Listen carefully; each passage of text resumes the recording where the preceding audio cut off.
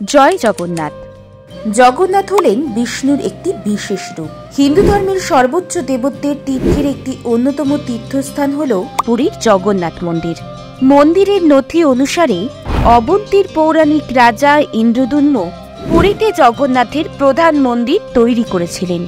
এই মন্দিরে প্রতিদিন 6 বার দেবতাকে ভোগ নিবেদন করা হয়। 6 বার ভোগ তৈরি করার জন্য চাই মস্ত এক রান্নাঘর। তাই এই মন্দিরের রান্নাঘরটি বিশ্বের দ্বিতীয় বৃহত্তম বলে পরিচিত।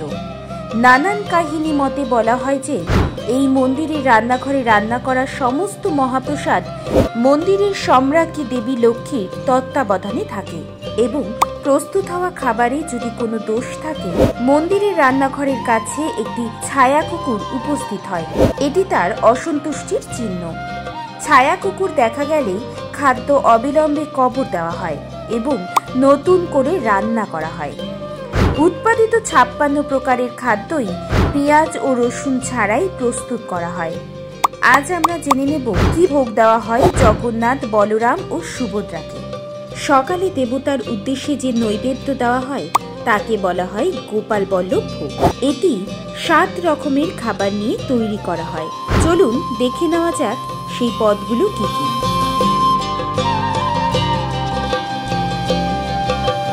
এরপর সকাল 10টায় পরবর্তী ভোগ তৈরি করে। একে বলে সকালা ধূপা। সকালের এই ভোগে থাকে 20 রকমের পদ। চলুন দেখে নেওয়া যাক সেই পদগুলো কি কি।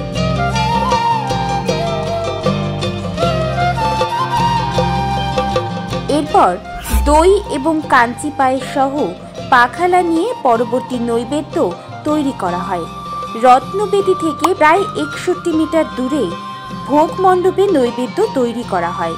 এটিকে চাত্র ভোগও বলা হয়, যা আদি শঙ্করাচার্য 8ম শতাব্দীতে তীর্থযাত্রীদের মন্দিরের খাবার ভোগ করে নিতে সহায়তা করার জন্য প্রবর্তন করেছিলেন।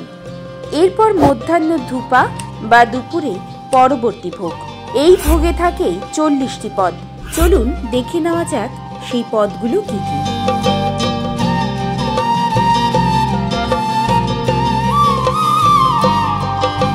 এরপর সন্ধ্যা আরতির পর ভোগ নিবেদন করা হয় জগন্নাথ দেবকে। একে বলা হয় সন্ধিয়া ধোপা। এই সময় জগন্নাথ, বলরাম ও সুভদ্রাকে 9টি পদের ভোগ দেওয়া হয়।